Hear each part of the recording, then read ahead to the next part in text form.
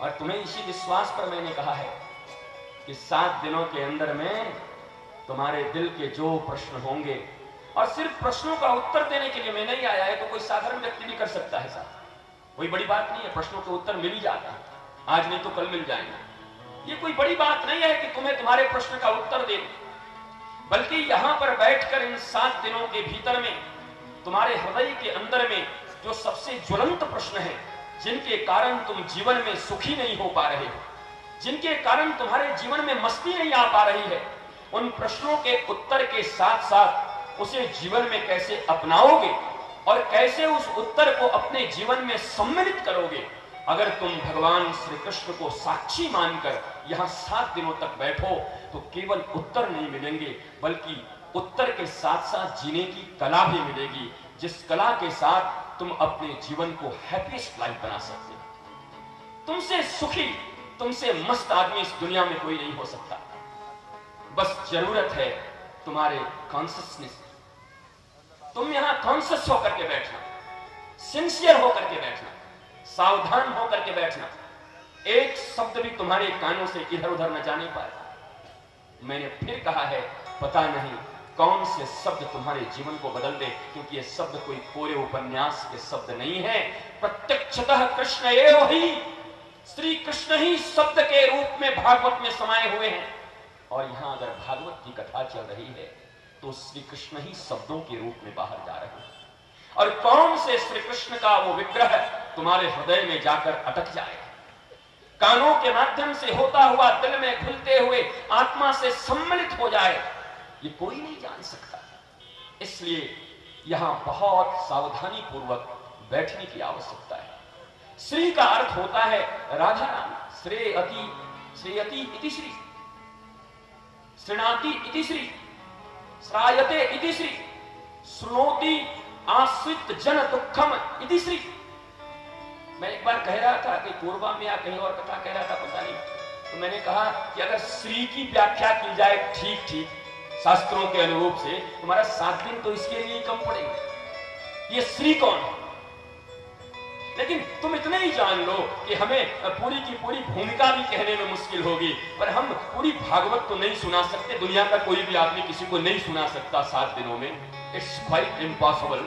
But हम भगवत को प्रणाम करके जा सकते हैं, जगह जगह जो बातें हमारे जीवन को छुएं, जो बातें हमारे जीवन की मलिनताओं को मिटा दें, बस उतना प्रणाम करके दर्शन करते हुए हम निकलेंगे भागवत का। पूरी भागवत कौन कह सकता है 7 दिनों में, वो भी 3-3 घंटे में, और वो भी बीच बीच में भजन कीर्तन, और बीच बीच में तुम्हारा ये, कोई दुनिया में है ही नहीं जो कह सकता। महाराज बरसों लग जाए तो पूरी भागवत हो।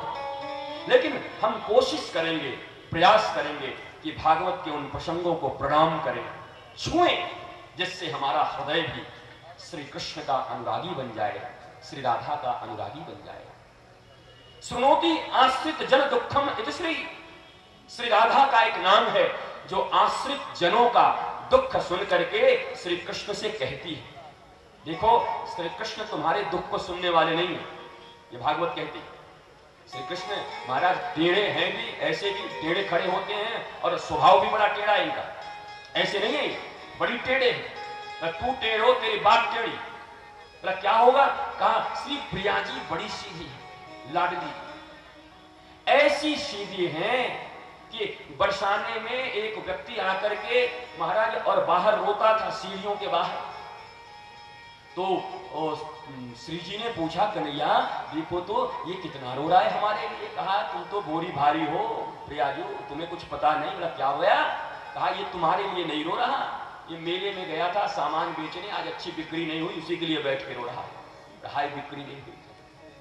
कृष्ण ने कह दिया कि ये तुम्हारे लिए नहीं रो रहा, ये रो रहा है अपने व्यवसाय के लिए। लेकिन राधा रानी इसीलिए तो इनको कृपा की देवी कहा जाता है ना भैया। दुनिया में हर देवियों के पास तुम देखोगे खड़ग है, बाण है, कृपाण है, किसी का वीणा है, किसी कोई नहीं तो वाद्य यंत्र ही है, कोई कमल ही है, पर श्री राधा के हाथ में कुछ नहीं। श्री राधा के हाथ में कुछ नहीं है। तुम भाव स्वरूपा श्री राधा का जब विग्रह देखोगे, उनका दर्शन करोगे तो श्री राधा ऐसे नीचे मस्तक की हुई, आंखों से अश्रु निपातन करती हुई, दोनों हथेलियों को ऐसे मानो दोनों तरफ जो भक्त हैं, अनंत अनंत भक्त, उनके ऊपर अपनी कृपा की हथेली रखी हुई चुपचाप खड़ी हैं, ऐसे करके कृपा बरसाती हुई। इनके हाथ में कुछ नहीं, श्री राधा से ही समस्त विधियों का प्राकट्य भी है महाराज। इसलिए श्री राधा केवल और केवल कृपा बरसाती। हम अयोग्य जीवों के पास इतनी साधना नहीं, हम अयोग्य जीवों के पास इतनी पूजा, इतने आचार विचार, इतने नियम, आराधना, स्तुति नहीं जिससे हम कृष्ण को पा सके। तब प्रिया जी आती हैं और प्रिया जी आकर के अहेतुक कृपा करती है, बिना किसी हेतु के। बोले भैया अगर कोई हेतु हो, साधना करके ही कृपा करनी हो तो इसमें तुम्हारी कौन सी बड़ी बात है। इस दुनिया में मेहनत करके तो मजदूरी सब दे देते हैं। इस दुनिया में अगर परिश्रम करो, किसी फैक्ट्री में काम करो तो तुमको मजदूरी मिलती कि नहीं मिलती। नौकरी करते हो 30 दिनों तक 8-8 घंटे, तो तुम सैलरी ले जाते हो कि नहीं ले जाते। तो अगर ऐसे कोई देता है तो उसमें उसकी कौन सी दया है।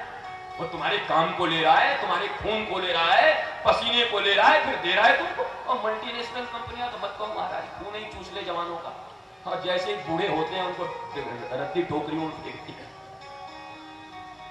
श्री जी कुछ ले करके नहीं देती। मुझे बहुत दम लगाना पड़ रहा है यार।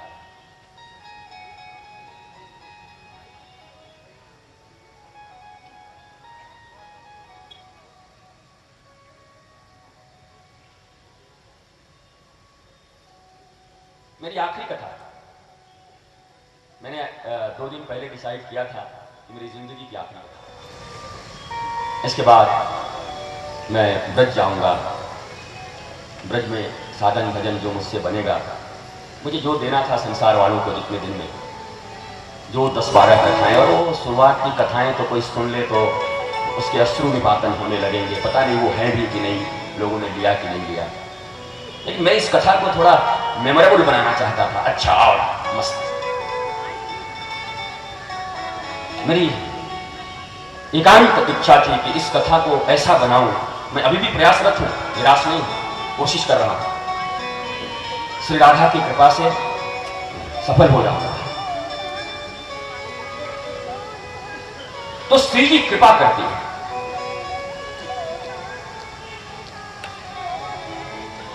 और बिना किसी कारण। सवै पुंसाम परो धर्मो यतो भक्तिर अधोक्षजे अहेतुक्या अप्रतिहता ययात्मा संप्रशीदति। जैसे भक्तों के लिए गाइडलाइन दिया हुआ है कि भगवान से प्रेम करना हो तो 2 कंडीशन है तुम्हारे पास भक्ति के लिए। कहा कौन? कहा पहला अहेतुक्या, बिना किसी हेतु के, द कॉजलेस लव। भैया प्यार करते हो किसी कारण से, तो ये कोई प्यार थोड़ी व्यापार है। लोग कहते हैं मैं आपसे आई लव यू, कैसे आई लव यू? एक दिन अगर मेरा स्वभाव ठीक ना हो तो तुम आई किल यू कर दोगे, आई हेट यू कर दोगे। अभी मैं 2 दिन से 1 दिन से नाराज हूं, तो समिति के कुछ लोगों ने कहा इतना क्यों नाराज होकर, अच्छी बात नहीं है, ठीक नहीं है। तो चलो भैया तुम्हारा ही ज्ञान ले लिया, तुम्हारे ज्ञान को मैं याद रखूंगा, और तुम्हारी ज्ञान से मैंने ये डिसीजन लिया कि मैं इस योग्य ही नहीं हूं कि आपके सामने कथा का परमिशन कर सकूं। लव कॉजलेस होता है सर, लव कॉजलेस होता है। जहां कोई कारण ना, कारण से प्यार नहीं, कारण से व्यापार होते हैं। 10 रुपए लेकर के जाओ दुकान में और दुकानदार को दो, और दुकानदार तुमको सामान दे तो उसको प्यार बोलोगे? 10 रुपए दिया है, 10 रुपए का सामान दिया, व्यापार हुआ, चले अपने घर में। वैसे ही महाराज वेद कहता है कि अहेतुक्या अप्रतिहता। भक्ति का अर्थ होता है जो बिना किसी हेतु के हो, बिना किसी कारण के, और अप्रतिहता, अबाधित हो। अबाधित, रुके नहीं, रुक नहीं जाए। ज्यादा मिल गया तो बहुत अच्छा, कम मिला तो कम अच्छा, ऐसा नहीं। कहा कि भक्ति जो है वो भक्ति अपने अपने दिल की एक अलग अलग मिल्कियत होती है, और भक्ति करने का अधिकार सबको इंडिविजुअली है। सामूहिक भक्ति नहीं होती, सामूहिक कथा होती है, कीर्तन होता है, चलती है, पर भक्ति तुम्हें अकेला करना पड़ेगा, और वो तुम्हारा कृष्ण के साथ संबंध होगा, और वो अहेतुकी कॉजलेस होगा, और अबाधित होगा, जो किसी भी हाल में रुके। महाराज ऐसे ऐसे भक्त हुए हैं। गौर महाप्रभु का, गौरांग महाप्रभु का नाम सुना है आपने? गौरांग महाप्रभु के एक शिष्य, मुझे नाम याद नहीं आ रहा, गौरांग महाप्रभु अपने भक्तों के घर में जाकर के और रात्रि में कीर्तन किया करते थे, सैकड़ों ढोल नगाड़े झांझ मजीरे लेकर के, हरे कृष्णा कृष्णा कृष्णा हरे हरे, हरे राम राम राम हरे हरे। अपने सबसे प्रिय भक्त के घर में कीर्तन कर रहे थे और घर के भीतर में अचानक उस दंपत्ति का इकलौता संतान, अचानक उसकी मृत्यु हो गई। चैतन्य चरितामृत पढ़ लेना। गौरांग के प्रेमी यहां होंगे भी, गौरांग माने कृष्ण, और कौन? गौरांग कोई साधारण व्यक्ति थोड़े ही है, कृष्ण ही है। राधा का स्वरूप बना के आया कृष्ण ने। कृष्ण के मन में इच्छा हुई कि यार राधा रानी मुझसे इतना प्यार करती थी, प्रेम करती थी, मैं कैसे समझूं इस बात को। तो कलयुग में वही कृष्ण पुरुष रूप में आए, श्री चैतन्य महाप्रभु के रूप में, लेकिन भाव राधा का था। इसीलिए तो कृष्ण के विरह में रोते थे। पहले टीचर थे महाराज, पढ़ाते थे संस्कृत, अब पढ़ाते पढ़ाते ऐसा भाव जग जाए, हे कृष्ण हे कृष्ण हे कृष्ण करते करते रोने लगे। महाराज गया के विष्णु पद में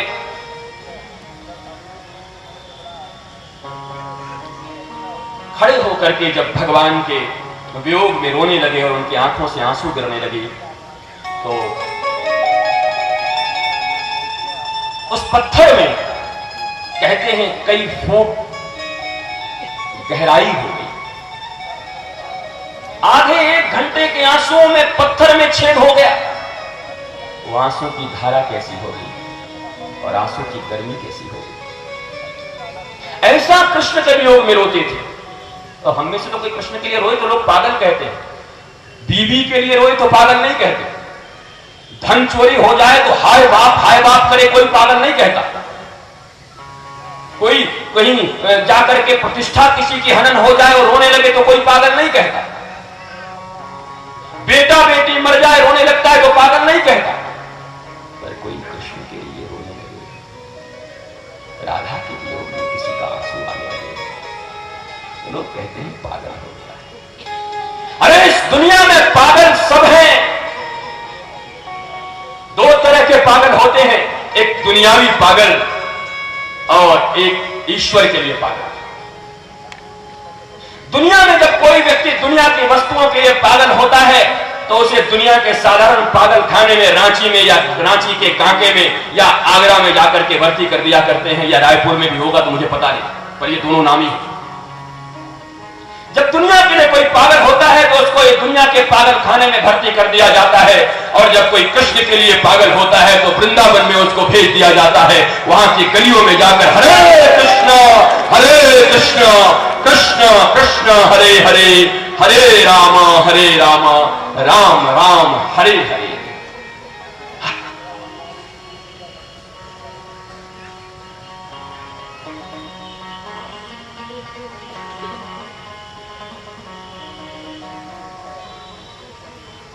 इसलिए पागल बनना हो तो लीला की तरह बनना,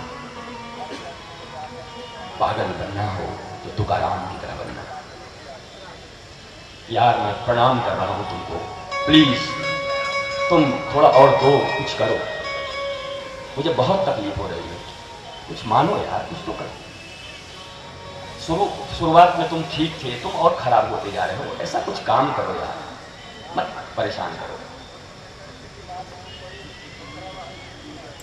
ये हजारों लोग, जो सैकड़ों लोग यहां बैठे हैं ना, उनके प्रति अन्याय कर रहा हूं मैं भीतर से बहुत दुखी हूं। मैं क्या करने आया हूं, क्या आपको देने आया हूं, क्या मन में तरंगे हैं मेरी, कौन कौन से आपके प्रश्न हैं और कैसे उत्तर देने आया हूं। व्हाट्स हैपनिंग हियर यार।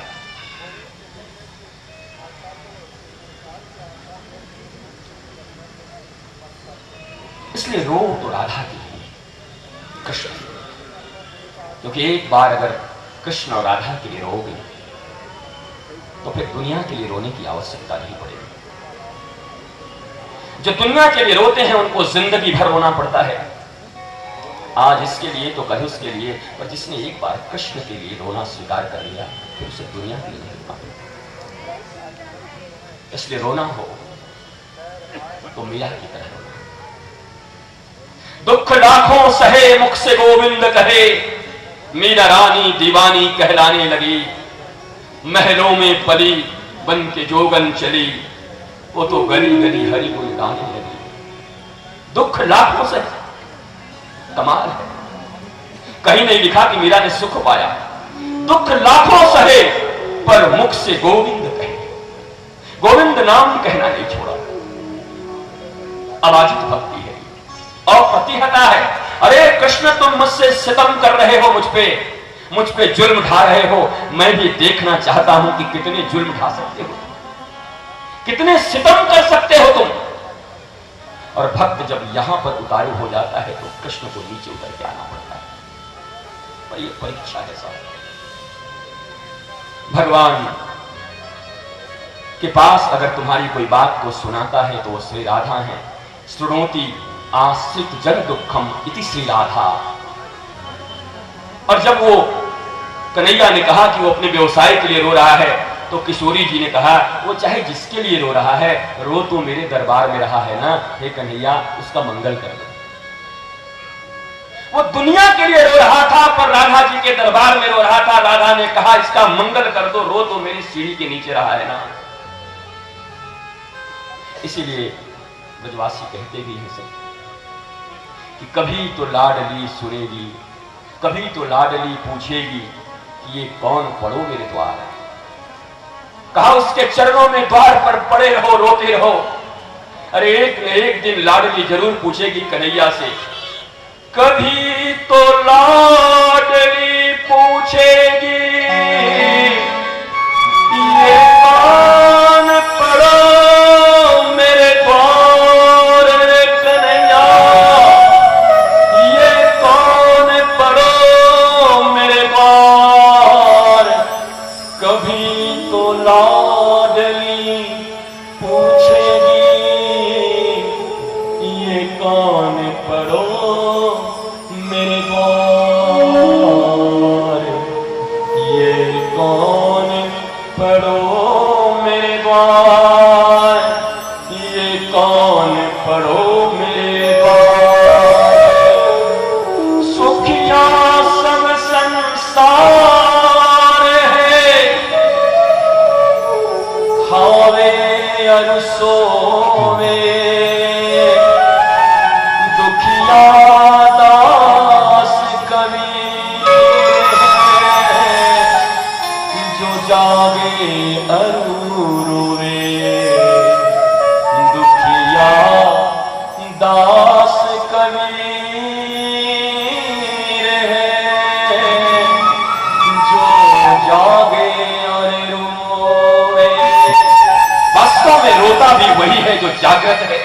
सोए हुए लोग रो भी कैसे सकते? सितम कर तू मुझको सताए चला जा, पर मुखड़ा जरा सा दिखाए चला जा। नहीं पास रहने को कहती हूँ तुझसे, नहीं पास रहने को कहती हूँ तुझसे, पर अपना जरा सा बनाए चला जा, पर अपना जरा सा बनाए चला जा। दर्शन को नैना तड़पे, वचन सुनन को कान, मिलवे को हियरा तड़पे, जिय के जीवन प्राण। गोवर्धन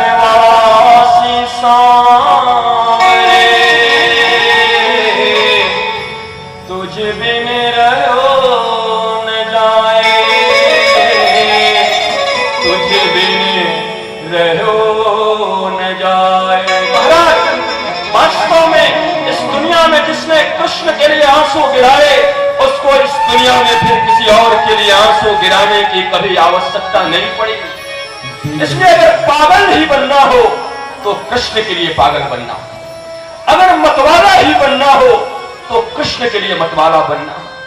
अरे तुम साधारण लड़के लड़कियों के लिए मतवाले होकर घूमते हो, अरे तुम अपने पुत्र पुत्रियों, अपने धन संपत्ति के लिए मतवाले होकर, पागल होकर के इस संसार से दूर चले जाते हो।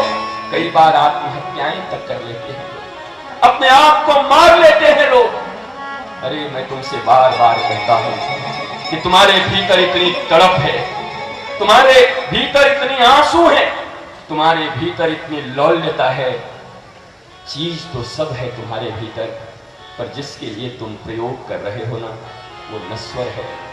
वो तुमको मिल भी गया तो तुम्हें जिंदगी की वो खुशियां तुम्हें नहीं दे सकता। लेकिन मैं जिस चीज की बात कहता हूं, अगर श्री कृष्ण से तुम्हें मोहब्बत हो गया, श्री राधा के चरणों में तुम्हारी प्रीति लग गई और उनके लिए तुम्हारे आंखों से कभी एक बूंद आंसू आ गई, कभी उनके लिए तुम्हारे आंखों से बूंद आकर धरती पर गिर गई, तो वही समय होगा जो कृष्ण तुम्हारे सामने आकर खड़े हो जाए। ये शास्त्र कहता है।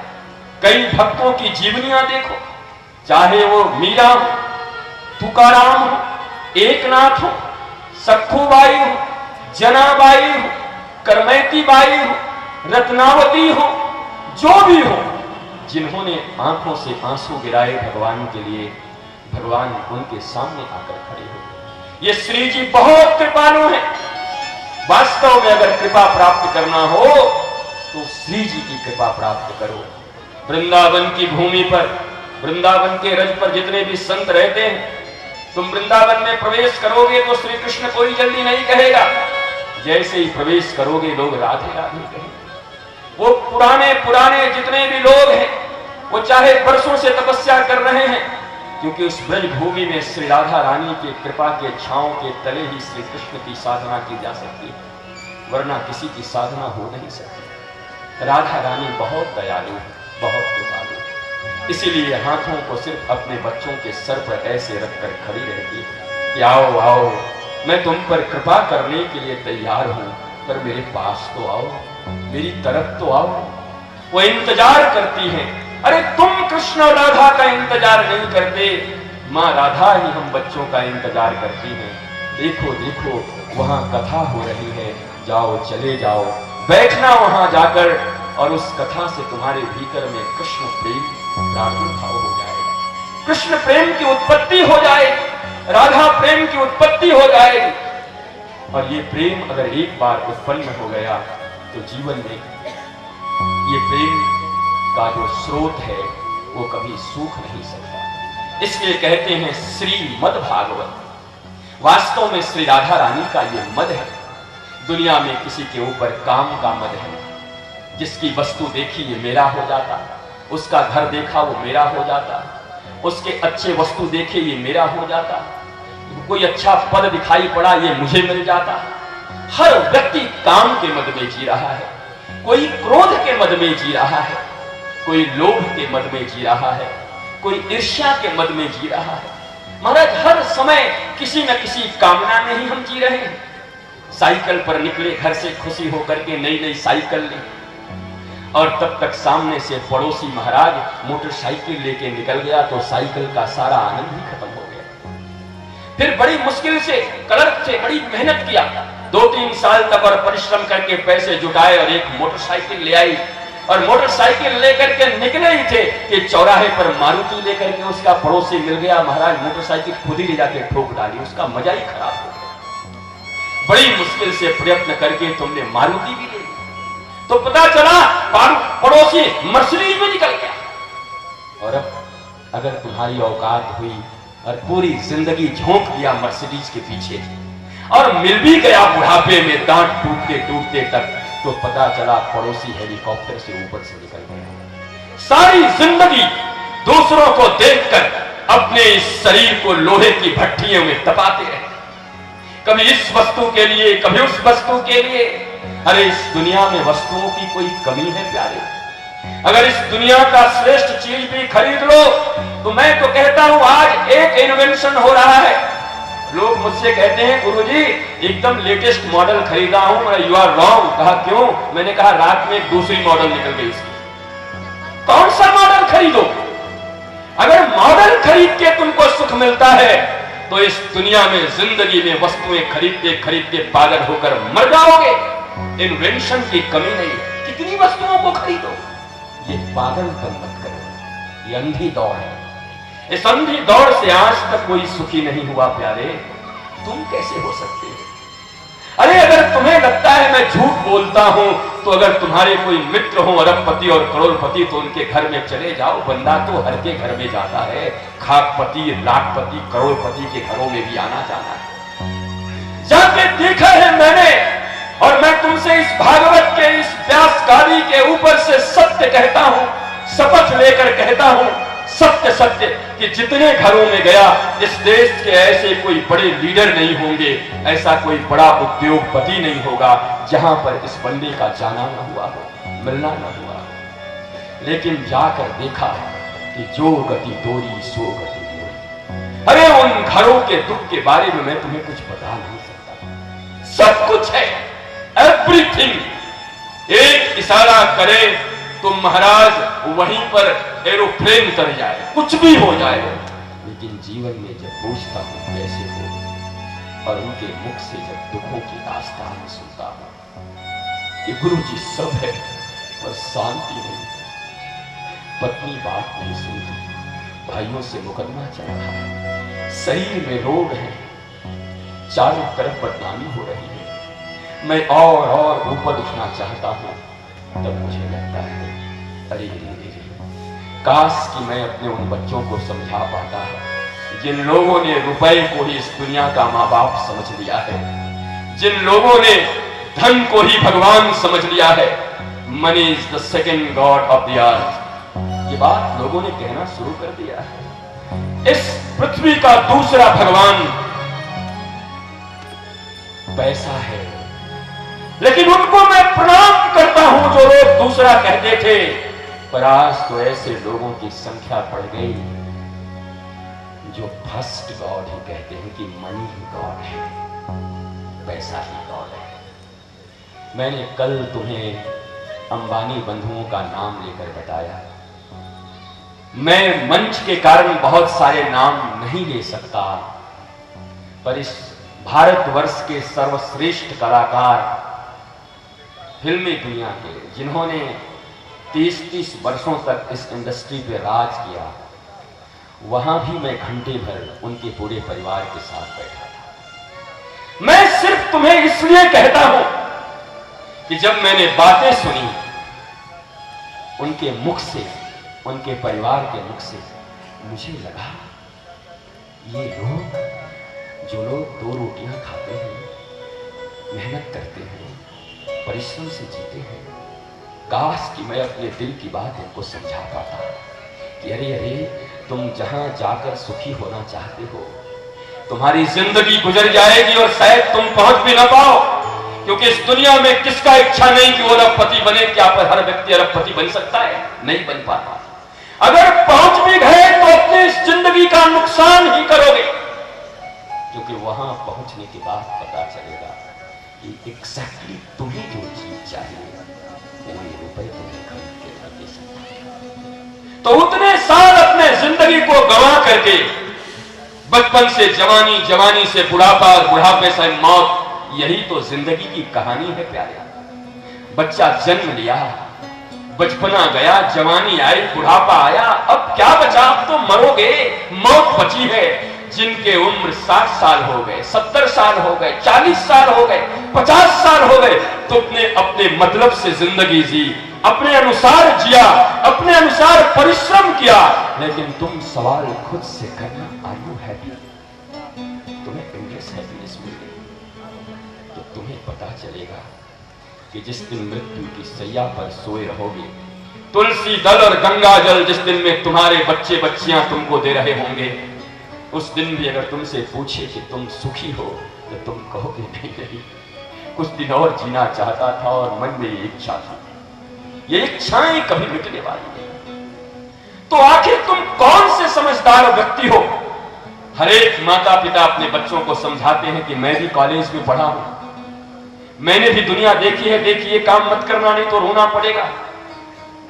वो समझदार बच्चे बच्चियां जो होते हैं अपने माता पिता के अनुभव का लाभ उठाते हैं,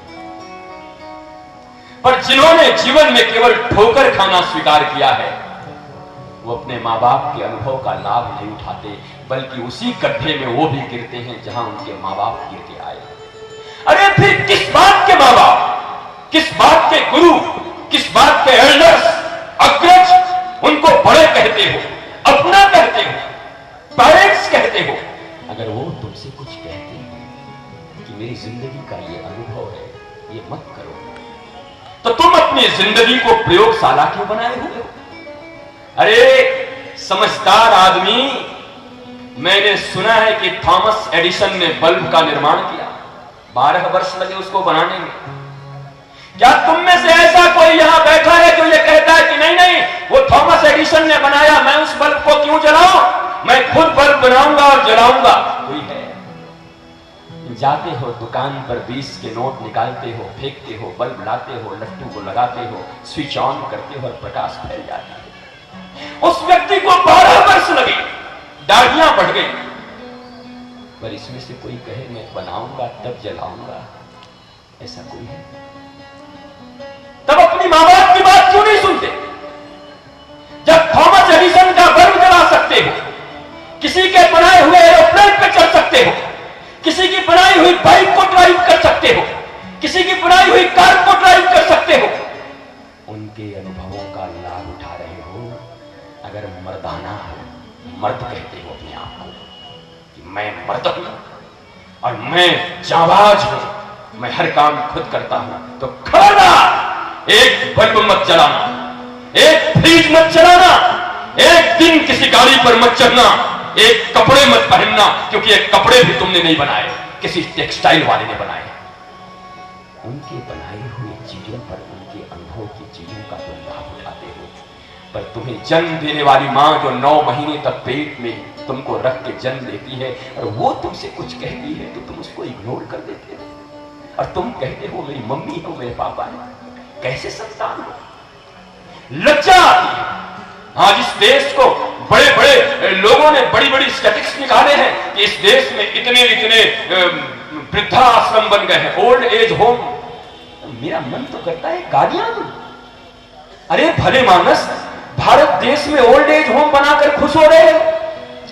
जिस देश के बच्चे श्रवण कुमार के जैसे होते थे, अपने अंधे माता पिता को अपने कंधे पर बिठा करके सारे तीर्थों का यात्रा करवाया, उस देश के बच्चे ओल्ड एज होम बनवा रहे हैं। उस देश में वृद्धा आश्रम बनाए जा रहे हैं और ये देश की प्रगति है।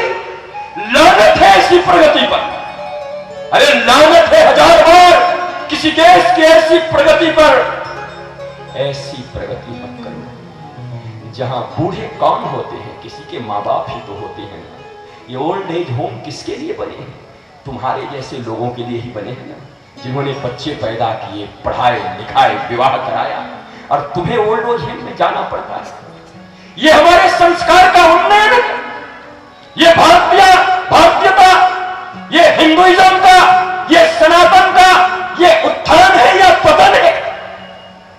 बड़े गर्व से कहते हैं गुरुजी मैंने एक वृद्धाश्रम बनाया। इस पे तुम गर्व करते हो, गौरवान्वित होते हो? अरे इस देश में ऐसे इंस्टीट्यूशन की जरूरत है, ऐसे संस्कारों की जरूरत है कि मैं भगवान से प्रार्थना करता हूं कि इस दुनिया का पहला देश भारत ऐसा बने जहां पर एक भी वृद्धाश्रम न हो, बल्कि सारे वृद्ध भगवान की तरह अपने बेटे बेटियों के घर में रहे। ऐसा देश मेरा भारत बने। तालियों की बजाय मैंने कहा है, क्या बोला? और जोर से बोलो, और जोर से बोलो। ये बात श्री राधा रानी सुने। यहां बैठे हुए निहारिका में हम सब यही प्रार्थना कर रहे हैं मां कि हमारे देश में ओल्ड एज होम हमारे देश में ऐसी ऐसी चीजें न बने, कम हो जाएं और ये विश्व का पहला देश बन जाए जहां के बच्चे अपने माता पिता को श्रवण कुमार की तरह रखकर उनके चरणों की पूजा करें। हम इस देश की परिकल्पना करते हैं, हम उस देश को बनाने की ओर निकल रहे हैं। ये किस चीज का आडंबर, ये किस चीज का प्रतिष्ठा? मैंने कल भी कहा था, और ये वही लोग ज्यादा करते हैं जिन्हें और पता नहीं क्या क्या करना होता है। एक तरफ नकली दवाइयां बेचते हैं जिससे हजारों कोख उजड़ जाती है, हजारों सिंदूर मिट जाते हैं, हजारों बहनें अपने भाई से मरहूम हो जाती हैं, हजारों किलकारियां मिट जाती हैं, और दूसरी तरफ हॉस्पिटल बनवाते हैं, वार्ड बनवाते हैं कि एक वार्ड इनकी तरफ से बना है और बड़ा मार्बल चिपका देते हैं वहां पर कि फलाने जी की तरफ से एक वार्ड बना। वाह वाह वाह, वेरी नाइस, बहुत सुंदर।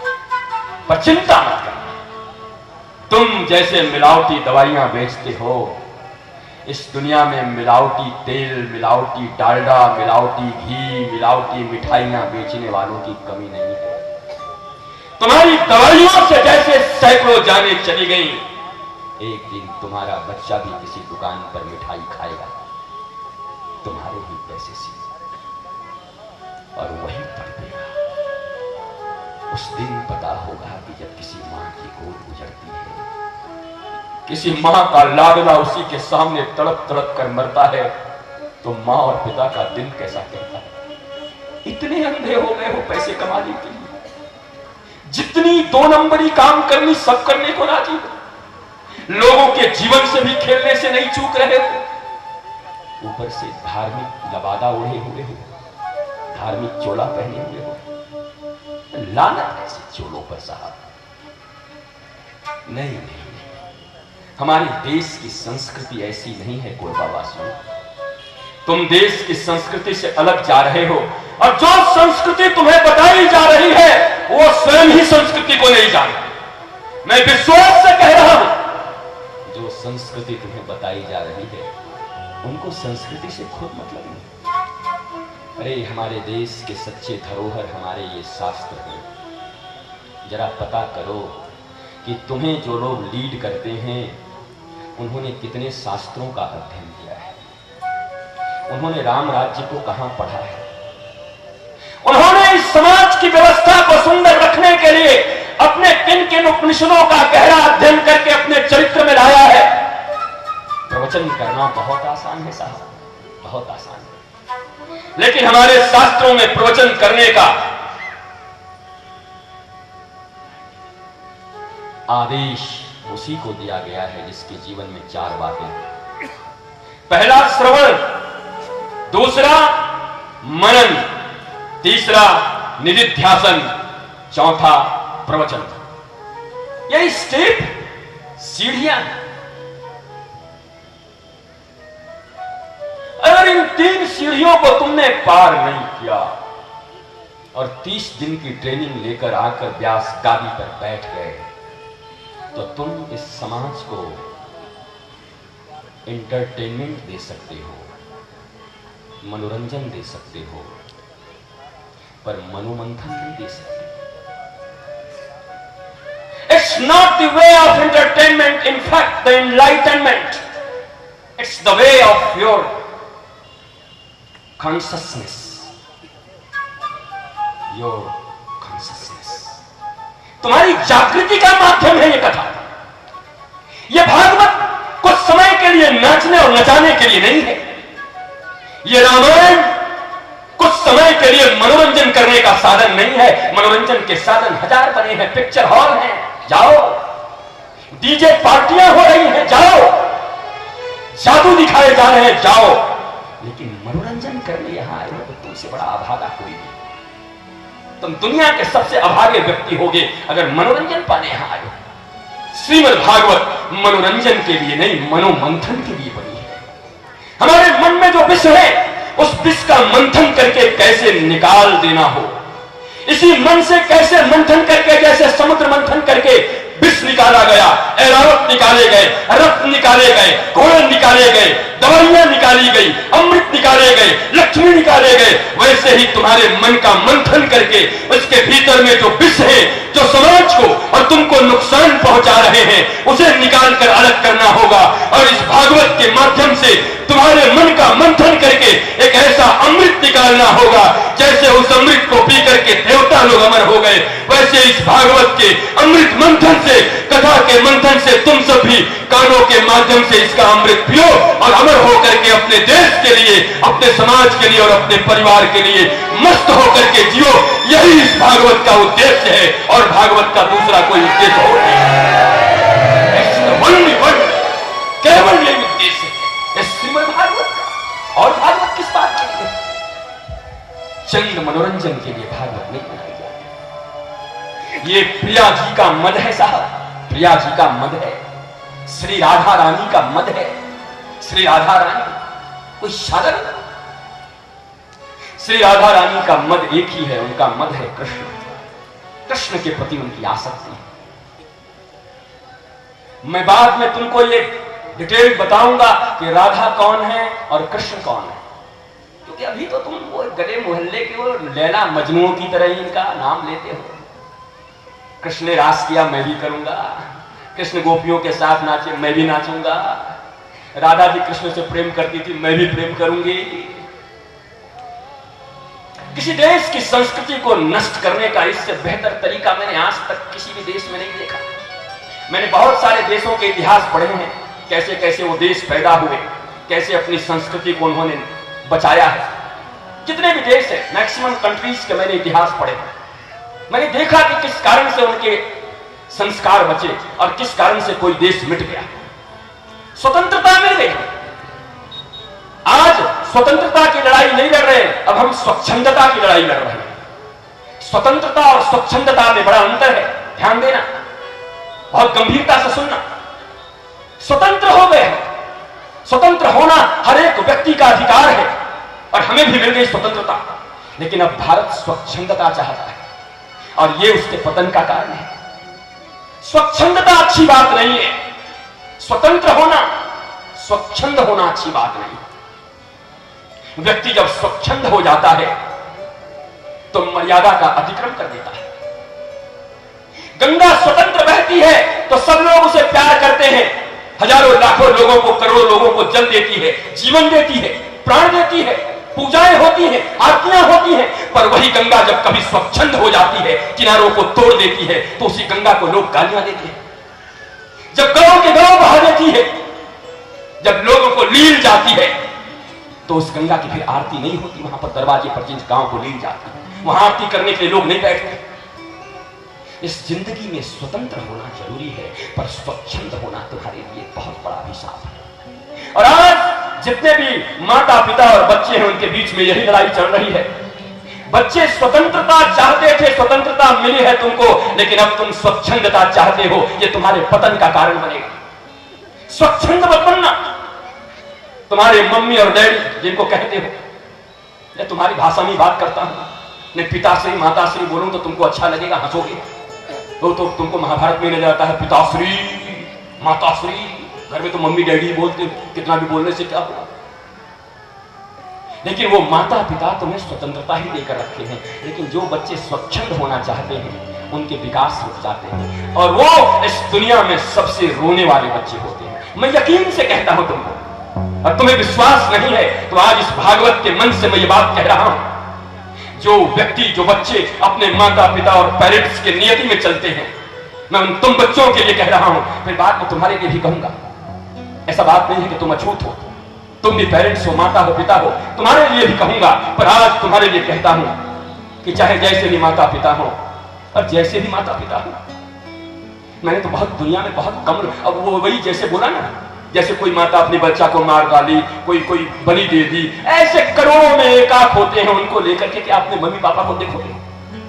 ये तो बात मैं महात्माओं पर कह रहा था, जिनको बहुत चिंता हो गई थी लोगों को कि अब देश नहीं चलेगा, संत डूब गए, साधु सन्यासी ढोंगी हो गए, भ्रष्ट हो गए, सब खराब हो गया, देश हाहाकार मच गया, अब धर्म गिर गया, वो मर गया, वो कट गया। क्यों? काहे को? किस बात से ऐसा कहते हो? साधु कोई ऊपर से पैदा होकर आता है, ऊपर से गिरता है? लैंड करता है कि वो भी किसी मां बाप के मिलन से ही आता है। इन्हीं में बैठी हुई किसी मां के गर्भ से पैदा हुआ। मेरी भी मां कहीं यहीं बैठी होगी, हो सकती है मैं भी किसी के गर्भ से पैदा हुआ। साधु कहां से आता है? लीडर कहां से आता है? डॉक्टर कहां से आता है? इंजीनियर कहां से आता है? कलाकार कहां से आता है? बोलो ना, सब गृहस्थी के घर से आते हैं। तुम साधुओं को सुधारना चाहते हो, डॉक्टरों को सुधारना चाहते हो, लीडरों को सुधारना चाहते हो, भ्रष्टाचार कम करना चाहते हो। अरे ये सब बातें बात की बातें हैं। ये तो वही बात हुई कि पेड़ के पत्तों को सींचा जा रहा है, पत्तों और फल के ऊपर पानी डाले जा रहे हैं, लेकिन जड़ तो सूख रही है, और वो जड़ सूख गई तो पेड़ एक दिन गिर जाएगा। चाहे इस दुनिया का कोई भी प्रोफेशन हो, वो साधु ही हो, संत हो, कबीर हो, कोई भी हो, तुलसी हो, एकनाथ हो, नानक हो, कोई भी हो, किसी न किसी मां के पेट से ही आए, किसी गृहस्थ के घर से ही आए, माता पिता के पास। सुधारना इनको नहीं है, सुधारना गृहस्थी है। जब से गृहस्थी बिगड़ी है, तब से ऐसे लोग पैदा होना शुरू हुए हैं। तुम एक तरफ इन लोगों को सुधारने की बात करते हो, मुझे सुधारने की बात करते हो, अपने गृहस्थ आश्रम को सुधारने की बात क्यों नहीं करते? क्योंकि वहीं से तो कल कोई साधु पैदा होगा। और एक दूसरी बात तुमसे पूछता हूं, तुम्हारे घर में जो बेटा तुम्हारा डॉक्टर बन सकता है, इंजीनियर बन सकता है, आईएएस बन सकता है, आईपीएस बन सकता है, बैंक का मैनेजर बन सकता है, उसको साधु बनाओगे?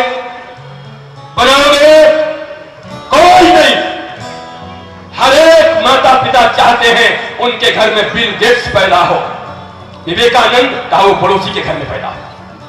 विवेकानंद अच्छा लगता है, पर मेरे घर में नहीं, मेरे घर में बिल गेट्स आए, धन का अंबार लगाए। और दूसरी तरफ साधुओं को गाली देते हैं। ये साधु कैसा निकल गया? जो बच्चे डॉक्टर बन सकते हैं उनको कोई साधु नहीं बनाता।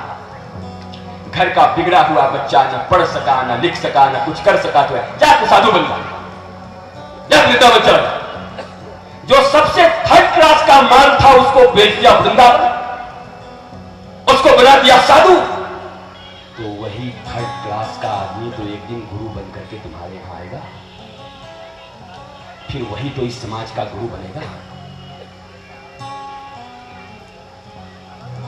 सोचिए, विचार करो। मेरे भी मन में कुछ प्रश्न है ना साहब, सिर्फ उत्तर ही लेने आए हो या प्रश्न भी सुनने आए हो?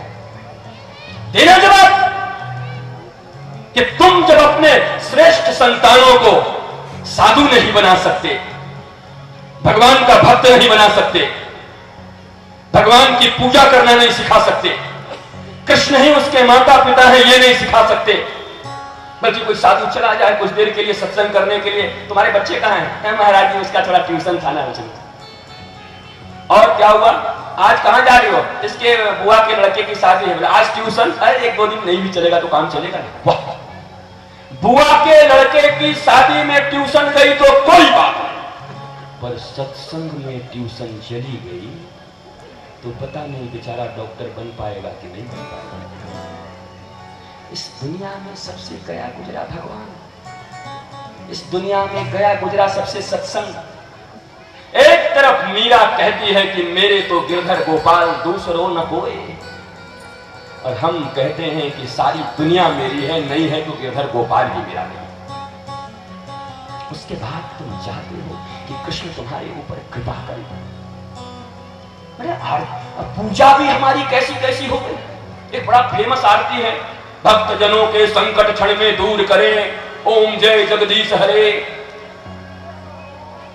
जो ध्यावे फल पावे, धन संपत्ति आवे। अब मैं महाराज एक दिन सुना ये आरती है या इंश्योरेंस की कोई पॉलिसी जमा कर रहा है, लगता कोई प्रीमियम जमा कर रहा है इंश्योरेंस का। इसमें भगवान के प्रति एक शब्द भी तुम्हारा प्रेम मुझे दिखा दो। तुम जिसके लिए कह रहे हो उससे तुम्हारा प्रेम भी इसमें कहीं है। तेरा तुझको अर्पण क्या लागत है मोर, और इधर पीछे तो कहता है तेरा तो तुझको तब दूंगा जब मुझे देगा तब। तो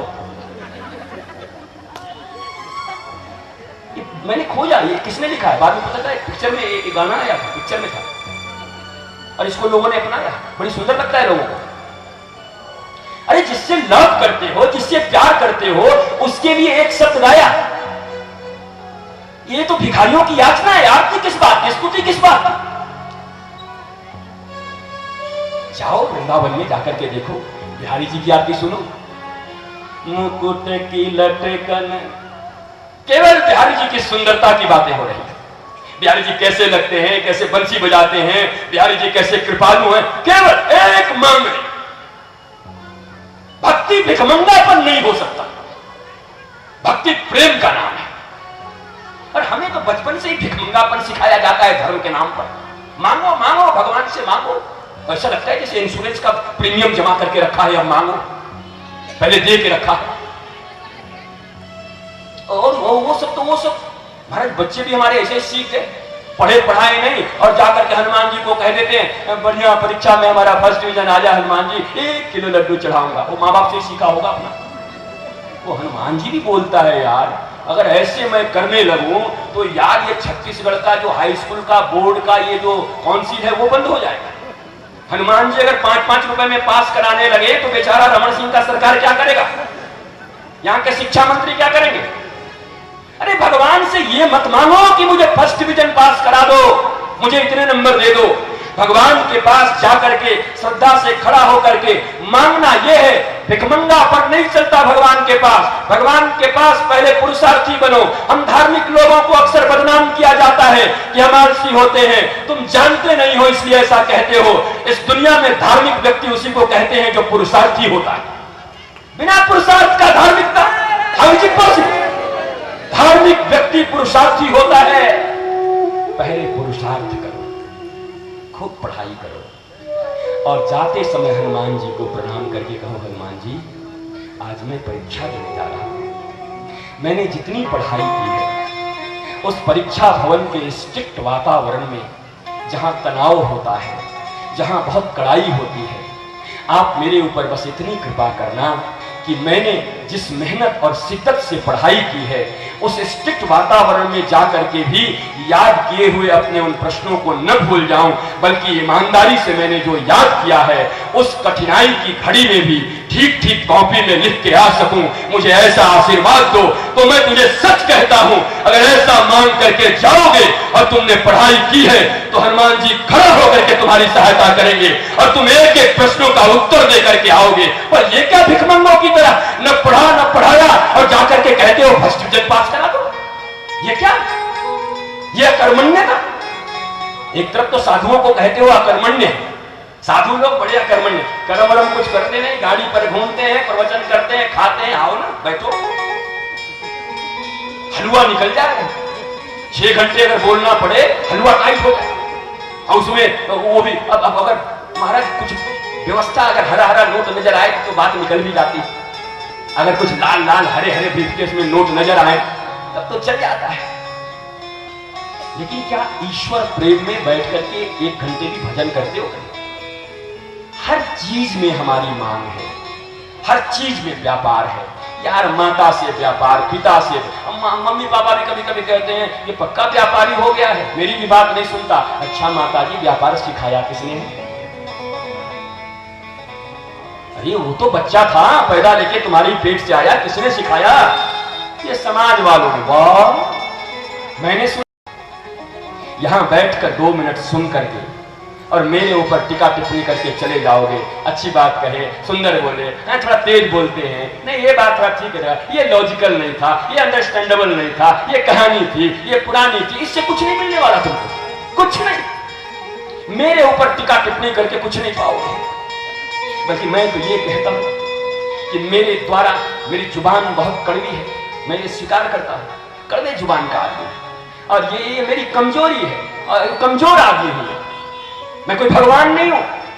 ये कमजोरी है कि कड़वी जुबान में तुमसे बात कर रहा हूं, कड़वी जुबान में कह रहा हूं। पर मैं तुम्हें हाथ जोड़ करके कहता हूं कि जब कोई व्यक्ति बीमार पड़ जाता है और वैद्य कड़वी से कड़वी दवाई भी देता है तो उस दवाई को पी करके हम इसलिए पीते हैं क्योंकि वो रोग उससे भी ज्यादा खतरनाक होता है। मैं भी तुमसे कहता हूं तुम्हारे भीतर भी बहुत सारे रोग हैं। अगर ये कड़वा प्रवचन मैं कर रहा हूं तो सुन करके अपने उन रोगों को दूर कर लेना। उसके बाद मैं तुमसे प्रेम करूंगा। तुम माता पिता कहोगे, तुम्हारे चरणों में गिर के तुमको प्रणाम करूंगा। और कल मैंने तुमको प्रणाम किया भी है और आज भी करूंगा, रोज करूंगा। ये मेरे सामने बैठे हुए लोग कोई साधारण जनता नहीं है, ये विष्णु का व्यापक स्वरूप है। मुझसे किसी ने पूछा भगवान का दर्शन किए हो? मैं जब कथा करता हूं तब देखता हूं महाराज, ऐसे भी अकेले के मतलब। मैंने कहा विष्णु का अर्थ तुम जानते हो? बोले नहीं। मैंने कहा विष्णु कोई नाम नहीं है किसी भगवान का, विष्णु कोई नाम नहीं है, विष्णु एक विशेषण है। हिंदी के जो समझदार व्यक्ति हैं वो समझे, विष्णु किसे कहते हैं? जो व्यापक होता है, व्यापक को विष्णु कहा जाता है। व्यापकता के अर्थ में एक शब्द लाया गया जिसका नाम विष्णु दिया गया। विष्णु कोई नाम नहीं है, जो व्यापक हो, विशाल हो, विराट हो, उसे विष्णु कहते हैं। और ये जो विराट समाज मेरे सामने बैठा ये कौन है? कहते हैं विष्णु जी के कितने हाथ हैं? कितने हाथ? दुर्गा जी के कितने हाथ? अष्टभुजी। और मैं कहूं कि मेरी दुर्गा तो मेरे सामने ही बैठी हुई है। ये बैठी हुई सैकड़ों माताएं और इनके जो हजारों हाथ हैं, मेरे लिए तो साक्षात दुर्गा देवी यही बैठी है जिनको मैं प्रणाम करता हूं। ये व्यापक दुर्गा यहां बैठी है, ये व्यापक विष्णु यहां बैठे। ये विष्णु और दुर्गा है महाराज, ये केवल जुबान की बात नहीं कह रहा, वास्तव में हमारा शास्त्र कह रहा है। इसलिए जिसको केवल मूर्तियों में भगवान दिखाई पड़े उसकी पूजा भी अधूरी है। बल्कि जब किसी सास को बहू में भी दुर्गा दिखाई पड़े और किसी बहू को भी सास में दिखाई पड़े माता राधा, तो कहते हैं कि असली दर्शन अब शुरू हुआ है। असली दर्शन तभी होगा जब हम अपने घरों में, परिवारों में एक दूसरे को भगवत स्वरूप देखने लगे। गुरु जी कहना तो बड़ा आसान है लेकिन करना बड़ा कठिन। भैया करना कठिन न होता तो सब मस्ती में न आ जाते। कोई एक तुलसीदास बनता, कोई एक मीरा बनती, कोई एक रत्नावती बनती, कोई एक एकनाथ बनता, कोई एक तुकाराम बनता। इनके नाम उंगलियों पर गिने हुए हैं और वो लोग आज तक पैदा हो गए। कठिन तो है साहब, इट्स नॉट टू इजी। कठिन तो है पर असंभव, हार्ड नॉट इम्पॉसिबल। इसी संसार से, इसी परिवार से वो लोग भी आए थे, मां के पेट से पैदा लेकर संस्कारों को सीख कर, और कोई तुलसी बन गया। अरे तुलसी से ज्यादा पत्नी का कोई भक्त होगा महाराज? बताओ जी। दुनिया में लोग कहते हैं ये पत्नी का बड़ा भक्त हो। मैं मान ही नहीं सकता कि तुलसीदास से कोई ज्यादा होगा। कोई मुर्दा पे चढ़ के जाके दिखाए, कोई सांप को पकड़ के ऊपर चढ़ के दिखाए, और तुलसीदास तो पत्नी का भक्त था। और बिल्वमंगल जिन्होंने कृष्ण करुणामृत नामक ग्रंथ लिख दिया, इस दुनिया का श्रेष्ठ संस्कृत का ग्रंथ जिसमें भगवान श्री कृष्ण की और राधा की अनुपम लीलाओं का वर्णन है, वो बिल्वमंगल वो कौन था? वो तो एक वेश्या के ऊपर आसक्त था, चिंतामणि नामक वेश्या के ऊपर। और जिस दिन पिता का श्राद्ध हो रहा था, 10वां हो रहा था, उस दिन उसको इतनी याद आई उस वेश्या की श्राद्ध छोड़ के चला गया उसके पास, और उसको भी मुर्दा मिला, पानी में बाढ़ आई हुई थी, और वो भी तुलसीदास की तरह सांप को पकड़ के ऊपर चढ़ा। लेकिन वेश्या वो चिंतामणि, उसके भीतर में भगवान श्री कृष्ण आ गए। लोग कहते हैं वेश्या गुरु बन गई, वेश्या गुरु नहीं बन गई। माइंड इट, नोट करो इसको। जब भगवान श्री कृष्ण ने कई बार प्रयास किया कि इस व्यक्ति को समझा दो और ये इस रास्ते से निकलकर भक्ति करे, लेकिन वो सफल नहीं हुए। जब कोई साधु के रूप में आते, संत के रूप में आते, तो वो बिल्वमंगल डांट के भगा देता, जा हट जा, मुझे कोई काम नहीं करना। तो भगवान श्री कृष्ण ने समझ लिया कि वो सबसे ज्यादा जिसको प्यार करता है उसी रूप में मैं इसको समझाऊंगा तो शायद ये समझ जाए।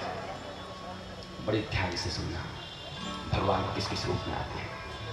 तुम तो सोचते हो कि कभी कभी बंसी लेके ही आता होगा, तुम सोचते हो मयूर का पिच्छ लगा के आएगा, तुम सोचते हो पीला वस्त्र पहन के आएगा, तुम सोचते हो नाचते हुए आएगा। लेकिन जरा ध्यान से सुनना कि ईश्वर कैसे कैसे किस रूप में आता है।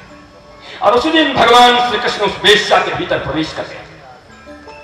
चिंतामणि अब चिंतामणि में रही भगवान तक, और उसके भीतर में ऐसा प्रेरणा पैदा किया कि जब बिल्वमंगल अपने पिता का श्राद्ध छोड़ करके आया और जैसे ही देखा तो डांटने लगी, छी छी छी छी छी, तुम इन हाड़ मांस चमड़ों के प्रति इतने आसक्त हो कि अपने बाप के श्राद्ध को छोड़कर मेरे पास आए। जो अपने बाप का न हुआ वो क्या मेरा खाक होगा? आज के बाद मैं तेरा त्याग करती हूँ। और मुझे इतनी लज्जा आ रही है कि मैं सोचती थी कि एक अच्छे आदमी से प्रेम करती हूँ, पर तेरे जैसा कामी कुटिल आदमी से मैंने प्रेम किया। आज और अभी से मैं ये प्रण करती हूँ कि मैं सारा ये धंधा छोड़ करके और श्री कृष्ण की प्राप्ति के लिए निकलती हूँ, उसी समय अपने सारे धनों का त्याग किया, आभूषणों का त्याग किया, मुड़ी और वृंदावन की ओर चली। उसी समय बिल्वमंगल उसके चरणों में गिर पड़े। माँ, तुम मेरी गुरु हो, तुमने मुझे आज सिखा दिया। अरे रे रे रे, तुम्हारे रूप में श्री कृष्ण ही आए हैं। और बिल्वमंगल ने वृंदावन की ओर चल पड़ा। कभी कभी वेश्या के रूप में भी भगवान आता है, पहचान पाओगे तो पहचान लो। राधे राधे। जिससे सबसे ज्यादा प्रेम करते हो ना, कभी कभी उसी के रूप में आता है। कभी कभी देखा है कि तुम्हारी पत्नी बहुत अच्छी बात करती है, जब तुम बहुत दुखी होते हो और तुम्हारी पत्नी कहती है क्यों इतना दुखी हो रहे हैं, इस दुनिया में ऐसा चलता है, आप बलशाली हैं, आप जरूर आगे निकल जाइएगा, मन खराब मत कीजिए। क्या सोचते हो पत्नी बोल रही है? क्या जानते हो कि धनुष बाण लेके जब आएगा तभी आएगा वो सर्वसमर्थ है। उसके लिए क्या संभव है? कब किस दिन तुम्हारी पत्नी के रूप में आ जाए, कब किस दिन तुम्हारी बेटी के रूप में। कोई जरूरी नहीं कि कोई साधु भी आकर के तुमको क्या है। अरे तुम लेने के लिए तैयार रहो तो घर में रोज 1 न 2 बार भगवान आते हैं तुमको सिखाने के लिए, कहने के लिए, पर तुम्हारी प्रस्तुति नहीं होती, तैयारी नहीं होती, तुम रिसीव नहीं कर पाते, तुम्हारा रिसीवर ठीक नहीं होता, इसलिए तुम उनको साधारण व्यक्ति समझ करके उनकी बातों को लौटा देते हो। तुम्हारे रिसीवर अगर सही हो, तुम जानते हो कि शब्द को ब्रह्म कहा जाता है, शब्द ब्रह्म होता है। जो वेद पढ़ते हैं वो जानते हैं शब्द को ब्रह्म कहा गया, अन्न को ब्रह्म कहा गया। इस दुनिया में बिना ब्रह्म के कोई एक शब्द बोल नहीं सकता। अगर तुमसे तुम्हारी पत्नी भी भगवान की बात करती है तो यकीन मान लेना कि आज राधा रानी तुम्हारी पत्नी के शरीर में ही आ गई है और तुमसे कृष्ण का काम करवाना चाहती है। वो अलग से नहीं आएगी, राधा ही प्रवेश कर गई। और तुम्हारे पति तुमसे कुछ कहे तो समझ लेना आज कन्हैया ही मेरे पति के रूप में आ गया, मुझसे कुछ सिखाने वाला, कहने वाला। तब तो तुम भगवान को पहचान पाओगे। और अगर केवल मंदिरों की मूर्तियों के ऊपर माला चढ़ाते रहे, दूध चढ़ाते रहे, पानी चढ़ाते रहे, तो याद कर लेना इस दुनिया में तुम्हारे हाथ घिस जाएंगे। अरे इस दुनिया में मंदिर जाते जाते, इस दुनिया में परिक्रमा करते करते कितनों के पांव घिस गए, लेकिन आज तक भगवान नहीं मिले। ढोलक, डफला, ताल ये तक बजाते बजाते कितने के हाथ घिस गए, लेकिन आज तक भगवान नहीं मिला। महाराज कितनों ने आरतियों करके आरतियों में मनों के मन भी जला दिए, लेकिन आज तक भगवान नहीं मिले। महाराज कितने कितने लोगों ने कितनी अगरबत्तियां जला दी, आज तक भगवान नहीं मिले। बांके बिहारी में जाकर के बगीचे खाली कर दिए, जाकर के महल बनवा दिया, माले पहना दिए, लेकिन भगवान नहीं मिले। कारण क्या है? तुम्हारे इन सब चीजों से भगवान नहीं मिलते, क्योंकि ये सब लिफाफा मात्र है। इस लिफाफे के भीतर जो प्रेम पत्र होना चाहिए, वो प्रेम पत्र तुम्हारी भावना होती है, तुम्हारा इमोशन होता है। और वो इमोशन भी मैंने कल कहा था, स्पेसिफिक इमोशन। एक द सन, द मून, जैसे एक सन है, एक मून है, वैसे एक खास प्रकार का तुम्हारा भावना।